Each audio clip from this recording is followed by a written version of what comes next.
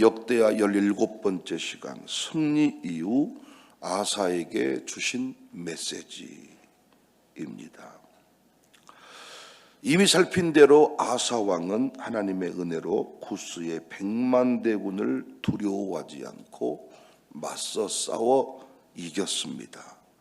그 결과 주위의 나라들이 유다를 더욱 두려워하게 되었습니다. 이 싸움의 승리는 결코 쉬운 승리가 아니라 그랬죠. 전무후무한 기적적인 승리였습니다. 유다가 북이스라엘과 분리된 이후에 다른 나라들이, 많은 나라들이 유다를 약소국으로 여겼고 반드시 망할 것이다, 이렇게 확신을 했습니다. 그런데 아사 왕이 놀라운 승리의 역사를 만들었어요. 제가 여러 차례 말씀드렸죠. 주변 사람들, 믿지 않는 가족의 비난을 크게 신경 쓰지 말아라. 승리하면 주변 사람들의 평가는 금방 달라질 것이다. 망할 것이다. 까불 때부터 알아봤다. 어디 되는가 봐라. 그런데 딱 승리하면 그때부터 알아봤다. 역시 다르더라니까. 그때부터 뭔가 느낌이 왔다니까. 말을 살짝 바꾼다고요. 우리는 승리할 것이기 때문에 절대로 주변 사람들의 말에 마음을 쓰지 않기를 바랍니다. 여하튼 위대한 승리의 역사를 남겼을 때 하나님이 축하 하완을 보내는 것 대신에 선지자를 보내서 아사에게 말씀하십니다. 왜요? 지금까지 이스라엘이나 유다의 많은 왕들이 큰 승리를 거둔 후에 교만해져서 하나님을 떠난 경우가 많았기 때문입니다. 한마디로 승리한 후에 우리가 어찌해야 될지를 정확하게 말씀해주고 있습니다. 구체적으로 그 내용을 살펴보면 첫 번째, 여호와를 찾으라고 했습니다. 이전에 너희가 여호와와 함께하면 여호와께서 너희와 함께하실지라, 너희가 만일 그를 찾으면 여호와를 찾으라 그랬어요. 우리가 하나님의 깊은 뜻을 좀 이해하면 좋겠는데, 보통 한 나라가 전쟁에서 승리하고 돌아오면 모든 백성들이 나와서 기뻐하는 게 인지상정인데, 하나님은 이 축하 하와를 보내는 것 대신에 메시지를 주었다는 거예요. 선지자를 보냈다는 거예요. 그러면서 경고 섞인 말씀을 하시는데, 끝까지 하나님을 잊어버리지 마라. 하나님을 찾으라.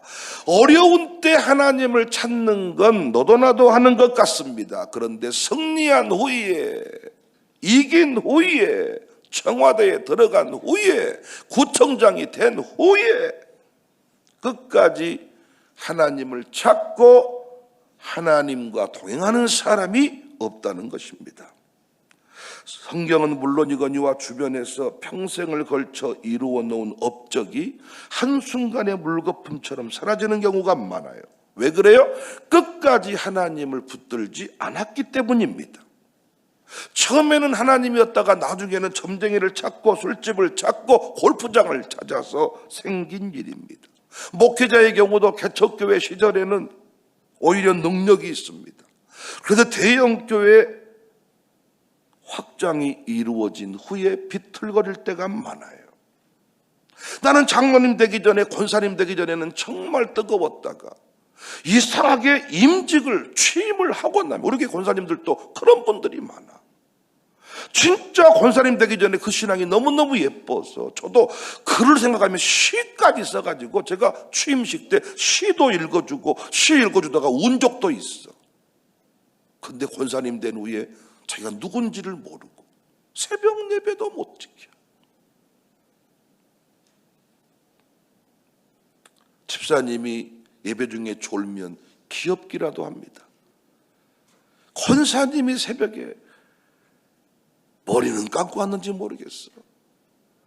이상한 모습으로 와서 침은 안 흘리지만 침 흘리기 직전 졸고 있는 모습을 보면 참 천불이 난다고. 천불.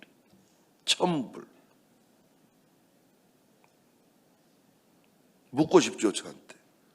새벽에 누가 그렇게 좁니까? 내가 이름 불러드릴까요? 없는데 내가 이렇게 계속 말을 지어내서 할까요? 안 나온 분도 있고. 왜 그럴까? 틀림없이 새벽에 열심히 나왔으니까 권사님 됐을 거 아니에요? 그래서 지금 아사 왕에게 메시지를 주는 겁니다.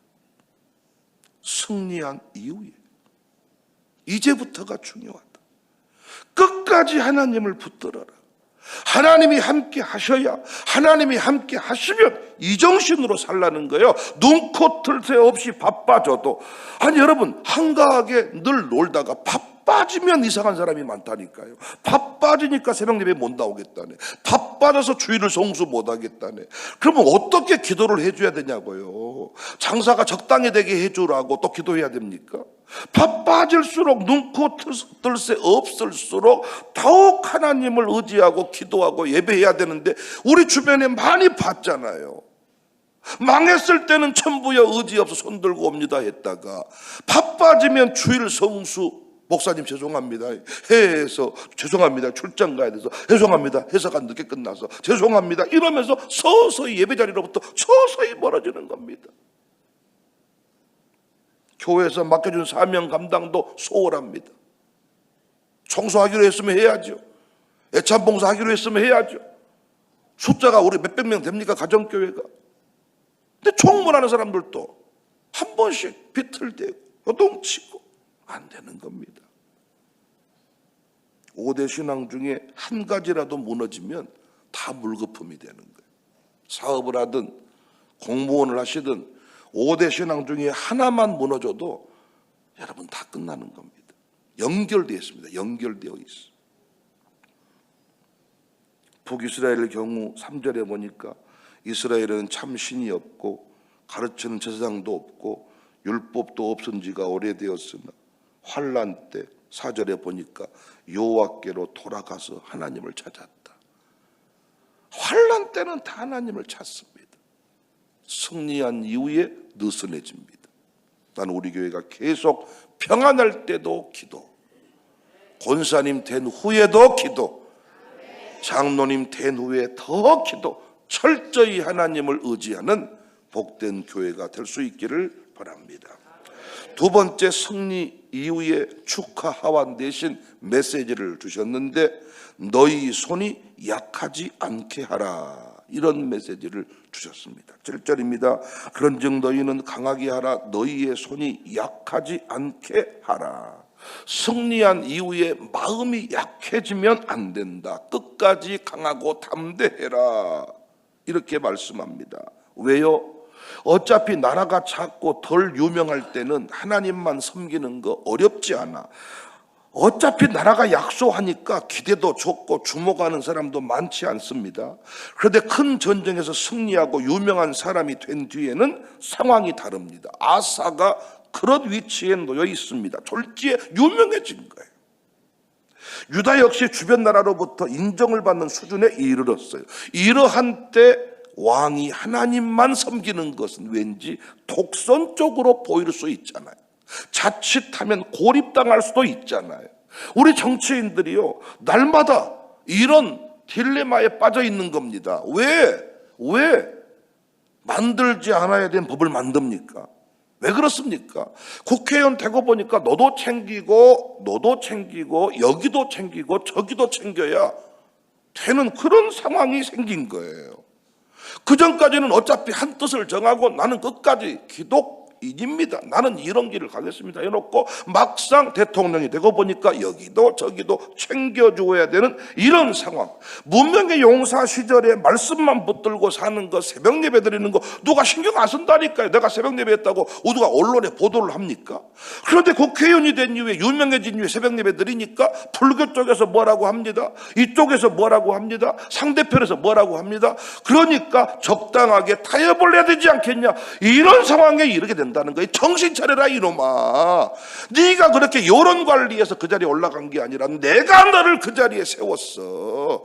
그러므로 너는 끝까지 한 번 하고 정치인 자리에 내려올지라도 끝까지 마음을 강하게 하고 담대하라는 것입니다. 비난의 소리에 귀 기울이지 말고 어차피 누군가는 비난하고 누군가는 너를 지지할 것이니까 마음을 강하게 하고 담대히 해서 끝까지 하나님 기뻐하시는 그런 인생을 살아내라. 지금 그 얘기입니다. 그 얘기. 바닥에 있을 때는 누구도 우리를 위협하지 않아요. 그러나 정상에 올라가면 다 너도나도 위협을 합니다. 두렵습니다. 그래서 7절에 너희는 강하게 해라. 샬롬 스쿨에 우리 아이들이 끝내 승리하는 경우도 부모가 마음을 강하게 해야 됩니다. 애들이 얼마나 지능적으로 타협을 요구한 줄 압니까?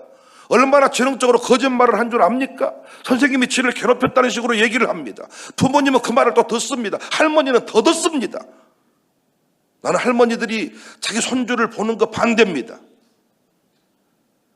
유아스쿨에 맡기든지 타인에게 맡겨야지. 할머니가 무슨 자기 손주를 봅니까? 그리고 권사님이 되셔가지고 자기 손주나 보다가 천국 가야 되겠습니까, 여러분? 저는 반대입니다. 할머니가 기독교육에서 사라져야 됩니다. 다 용납이 돼버리니까. 마음을 강하게 해야 돼. 근데 할머니는 천상 손주를 보면 마음이 절대로 강해지지 않습니다. 짠하게만 느껴지지. 짠해 죽겠네. 새벽에 짠해 죽겠네.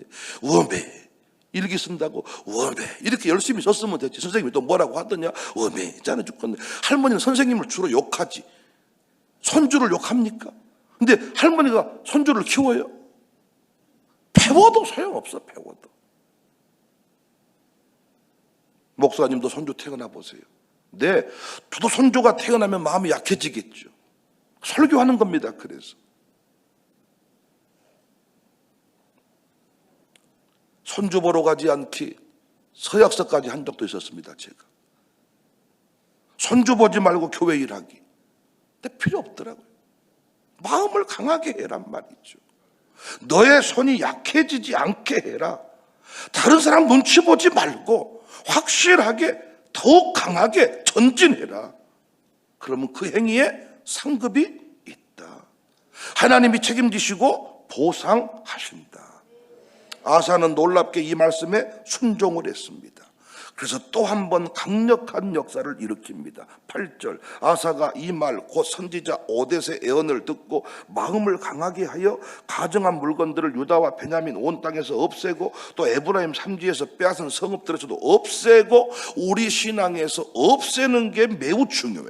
8절에 또 여호와의 낭실 앞에 있는 여호와의 제단을 재건하고 인정사정 없이 부셔버렸다는 거예요. 집안에 끝내 구원을 이뤄낸 사람 보니까 집안하고 타협하는 사람이 아닙니다. 인정사정 없이 나의 길을 걸어가 버린 사람입니다. 어떻게 보면 독선적인 사람으로 보이고 정말 형제의 우애를 깨는 사람으로 보이고 독선적 지도자로 보이지만 하나님은 양다리 거치면서 남편이 주일 오후에는 놀러 갑시다. 권사님이 타협해 줍니다. 왜? 남편 비유 맞춰야 교회에 나온다는 것입니다. 절대로 안 나옵니다. 여러분이 가정교회에서 종종 믿지 않는 남편을, 믿지 않는 가족들을 종종 가정교회 초청할 때가 있는데 그 아내가 착각을 합니다. 그 남편이 착각을 합니다. 적당하게 비유를 맞춰주면 그 남편이 그 아내가 교회로 돌아올 것으로 천만의 말씀이에요. 이 교회 아니면 나는 죽어버리겠다라고 여기서 생명을 내걸면 남편이 더 빨리 포기합니다.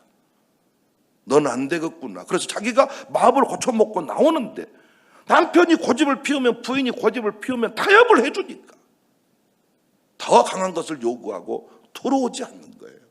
여러분 해보셨잖아요. 신앙은 타협하는 순간 끝난다는 것을 한 명도 구원 못해요. 목사가요 가정교회란 시스템을 만들어두고 목회를 했는데 수많은 타협이 들어왔습니다. 가정교회를 안 하고 신앙생활하면 어떨까요? 하여튼 예배만 참석하면 어떨까요? 다 제가 원하는 대로 해드린 적이 있었습니다. 문제는 뭐냐? 결국 교회 다 떠납니다. 샬롬 스쿨도 마찬가지. 말씀의 원리는 타협이 없어요. 그래서 뭐 하라? 마음을 강하게 해라. 저도 목회를 하면 할수록 마음이 강해질까요? 약해질까요? 약해집니다. 인기를 얻고 싶습니다. 교수를 처음 할 때는 단호하게 다 F 때려버립니다. 그러나 점점 세월이 흘러가다 보면 아이고 힘든데 그냥 점수 주지. 점점 세월이 흘러갈수록 약해지는 거예요. 독종기가 사라져버리는 거예요. 도끼를 뿜어야 역사를 바꾸는 거거든요. 분노의 감정을 품어야 뒤집을 수가 있거든요. 좋은 게 좋다는 식으로는 절대로 뒤집을 수가 없습니다. 사람들 앞에 도끼를 품으라는 얘기가 아니라 하나님과 나의 관계 속에, 신앙 속에 도끼를 품어야 됩니다. 절대로 마음이 약해지면 안 됩니다. 길들이기에 노련하지 않기를 바랍니다. 네가 나랑 놀아만 주면 교회 갈게. 그렇게 해서 교회 나올 수 있으면 뭐가 문제일까요? 샬롬 스쿨 계속 다니게 하면 집 나가버리겠습니다. 어떻게 하라고요? 나가라. 당장 나가. 언제 나갈? 지금 나갈래? 짐 싸줄게. 나가라. 여러분, 엄마의 약점을 아는 거죠. 이렇게 말하면 엄마가 또 틀림없이 아버지를 설득할 것을 아는 거죠.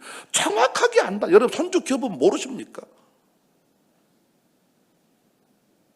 기도로 맞서야 돼. 기도로. 더욱 강력하게 신앙을 드러내야 됩니다. 구절의 역사가 일어납니다. 이스라엘 사람들이 아사의 하나님 여호와께서 그와 함께 하심을 보고 아사에게로 돌아오는 자가 많았다.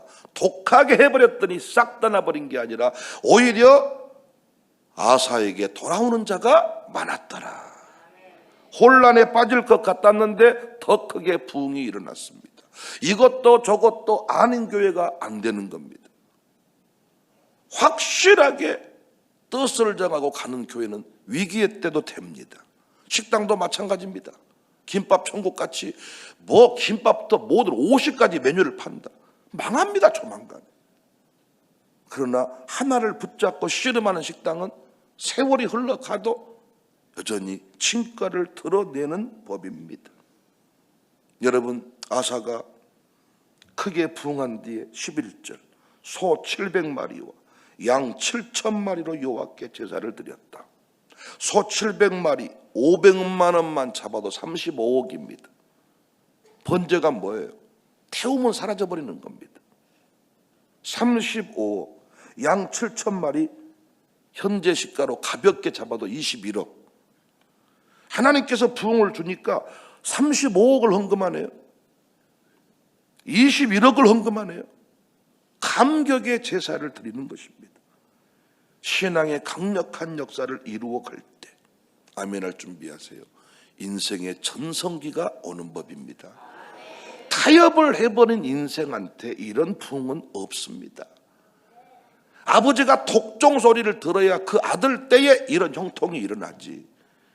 아버지가 좋은 게 좋다는 식으로 여기에도 흥 저기에도 흥 이렇게 가버리니까 나중에 아들 때에 절대 부흥이 일어나지 않아요. 아사처럼 하나님께서 분명히 독종기질을 버리지 마라. 네 마음을 강하게 해라. 절대로 돌이키면 안 된다. 타협하면 안 된다. 남편이 오후에 나랑 놀아주면 교회 갈게. 웃기지 말라는 거야. 절대로 그렇게 하면 안 된다는 거야. 딱 뜻을 정하고 청사교회는 온종일 주일 성수야. 나랑 놀라면 오후 예배 참석해. 온종일 이 뜻을 정해야 그 뒤부터 새 부흥이 역사가 일어난다는 것입니다. 사랑하는 여러분, 우리 교회 지금 아사의 역사를 써가는 중입니다. 별의별 소리를 다 들을 수 있습니다. 약해지지 맙시다. 저도 약해집니다. 마음을 강하게 하고 담대히 해서 말씀의 원리는 타협하면 안 되죠. 그것이 부흥의 지름길입니다. 끝까지 하나님 붙듭시다. 마음을 강하게 하고 담대히 합시다. 한 마음을 품고 달려갈 때 오히려 위대한 역사의 주인공이 될 것입니다.